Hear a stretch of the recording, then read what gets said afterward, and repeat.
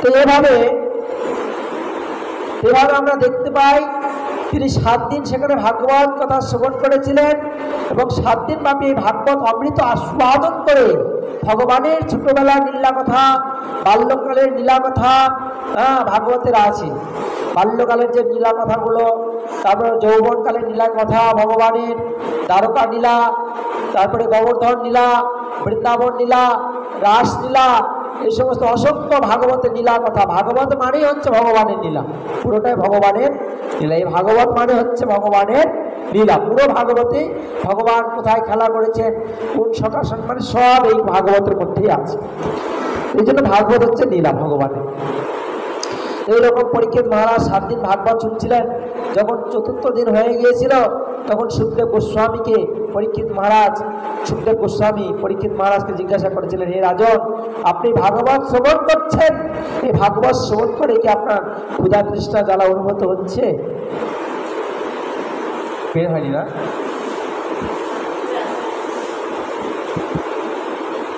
তো এখন যেটা বলছিলাম, এইভাবে 7 দিন ভাগবত শুনে তিনি মুক্ত হয়ে গিয়েছেন। তো এই জন্য আমাদের অন্তিম সময়ে, আমাদেরকে এইরকম অন্তিম সময়ে, শুধু অন্তিম সময়, এই জন্য আমাদের সবসময় ভাগবত শ্রবণ করা উচিত, ভাগবতকে আশ্রয় করা উচিত। তো এইভাবেই সুরধনী গঙ্গার তিনি এই মহাভাগবত কথা পরীক্ষিত মহারাজ শুনেছিলেন সুখদেব গোস্বামীর মধ্যে। আর কে শুনেছিলেন? সেখানে ছিলেন রোমহর্ষণ মণির পুত্র সুত গোস্বামী।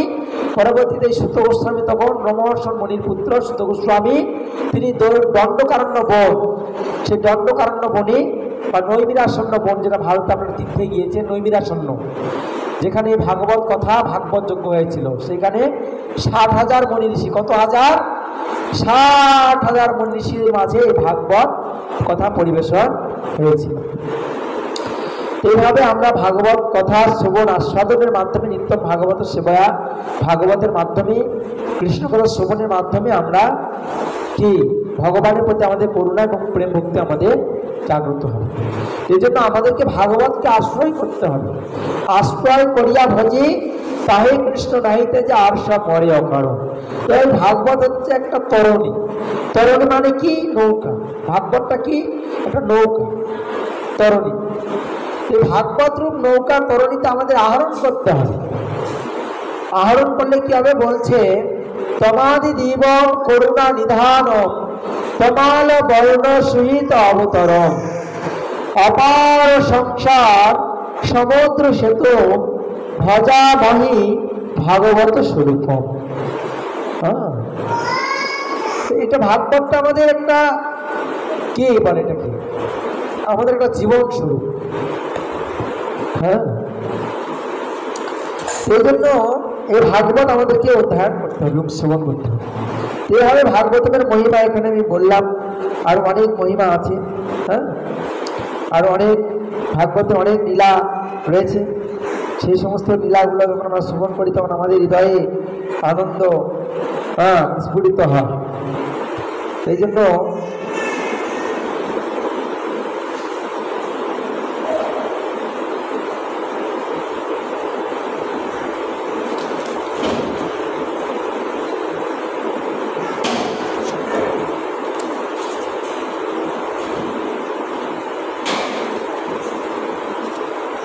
এখানে ভগবানের একটা লীলা আমি বলি, ভাগবত থেকে ছোট্ট একটা লীলা, যদি আমার সময়টা শেষ হয়ে গিয়েছে, তো একটা ছোট্ট লীলা বলছি। তো লীলাটা এইরকম, ভগবান কি রকম লীলা করেছেন এই ভাগবতে লীলা আছে। তো ভাগবত থেকে একটা লীলা আমি বলছি। তো ভগবান এখানে অভিনন্দ শাসা 7টি বিষয়কে ভগবান দমন করলেন এবং তিনি রাজকুমারী নৌকুজাতিকে স্বয়ংবরে বিবাহ করেছিলেন। যদিও ভগবান কন্যা রত্নটিকে জয় করেছিলেন, তবুও সেই রাজকন্যা ফণিগ্রহণে অভিলাষী প্রতিদ্বন্দ্বীরা তার বিরুদ্ধে অস্ত্র ধারণ করেছিলেন এবং তার ফলে ভগবান যুদ্ধ সংগ্রাম করতে হয়েছিল। অস্ত্রশস্ত্রে সুসজ্জিত হয়ে ভগবান তাদের সকলকে হত্যা করেছিলেন অথবা আহত করেছিলেন, কিন্তু তিনি নিজে অক্ষত ছিলেন। তা ভগবান কৃষ্ণ এখানে তিনি এই সমস্ত পত্নীদের বিবাহ করেছিলেন। তো বিবাহ করার পরে ভগবান কৃষ্ণকে লীলা করেছেন যে তিনি কি ভগবান কৃষ্ণ একসময় দেবমাতা দেবতী অদিতিকে একটি কুণ্ডল উপহার দিয়েছিলেন এবং তার পত্নী সত্যভামার সঙ্গে স্বর্গে গিয়েছিলেন। তো স্বর্গে বাবা এক প্রকার পারিজাত ফুল আছে। কি ফুল আছে? কি ফুল আছে স্বর্গে? পারিজাত ফুল। তো এই ফুলটা স্বর্গে ফুটেছিল। তা ভগবান কৃষ্ণর সঙ্গে সত্যভামা সেখানে গিয়েছিলেন কোনো এক কারণ, গিয়ে তখন সত্যভামার এই ফুলটির প্রতি লোভ হয়েছিল। তো তখন এই সত্যভামা ভগবানকে বললেন, হে প্রভু, হে প্রিয়তমা বা হে প্রিয়, তো তুমি এক কাজ করো, আমার এই স্বর্গের ফুলটা আমার খুব পছন্দ, তুমি আমাকে এটা এনে দাও। হ্যাঁ, ভগবান কৃষ্ণ কি করলেন? ভগবান কৃষ্ণ তিনি স্বর্গে গেলেন এবং স্বর্গে গিয়ে সেই ফুলটিকে তিনি নিয়ে আসলেন। কিন্তু ইন্দ্র অত্যন্ত ক্রুদ্ধ হলেন এবং ভগবানের সঙ্গে যুদ্ধ করতে অনুপ্রাণিত হলেন এবং ভগবানের সঙ্গে যুদ্ধ হওয়ার কথা অনুপ্রাণিত হয়ে যুদ্ধে সাহস করেছিলেন। তো এখানে ভগবান যখন স্বর্গ থেকে পারিজাত ফুল হরণ করে নিয়ে আসলেন, হ্যাঁ, তখন এটা বিশেষ করে ভগবান হচ্ছেন সব কিছুর মালিক, তাই ভগবান সম্পূর্ণ স্বতন্ত্র। ভগবান তিনি সত্যভামার মতো সতসত্য। মানে এখানে তাহলে ভগবান কি করলেন? ভগবান তার পত্নীদেরকে খুশি রাখার জন্য তিনি স্বর্গে গিয়েছিলেন। স্বর্গে গিয়ে তিনি যুদ্ধ করে তিনি ইন্দ্র দেবতাকে পরাস্ত করে সেই ফুল তিনি নিয়ে আসে তিনি রোহিণী সত্যভামাকে সাজিয়েছিলেন। এইরকম ভগবানের অসংখ্য লীলা ভাগবতে, বুঝতে পেরেছে? এখন বর্তমান যুগেও আছে, বর্তমান যুগেও এরকম বিভিন্নভাবে দেখা যায় এগুলো। যাই হোক, এই পর্যন্ত বললাম, রাত অনেক গভীর হতে চলেছে, এইটুকু ভাগবত কথা বললাম। তো আগামী মঙ্গলবার দিন আমি আবারও বলছি, আপনারা সবাই এখানে আসবেন, সেবা করবেন। ওই দিন এখানে মহারাজ আসবে, গুরু মহারাজ। তো আপনারা সবাই যেভাবে সেবা করবেন, আপনারা বিভিন্নভাবে গুরু মহারাজকে পুষ্পমাল্য, ফুল, প্রদীপ এগুলো মহারাজকে অর্পণ করবেন। মহারাজের কৃপা লাভ হবে। মহারাজ অত্যন্ত কৃপালু।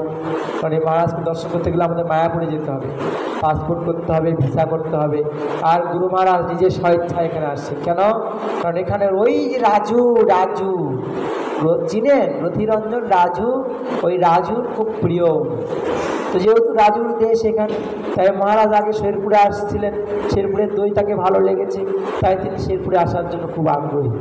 তিনি এই পথ দিয়ে যাবেন, এই জন্য তিনি শেরপুরে এখানে বিশ্রাম করবেন মন্দিরে। তো যাই হোক, এগুলো অনেক কথা।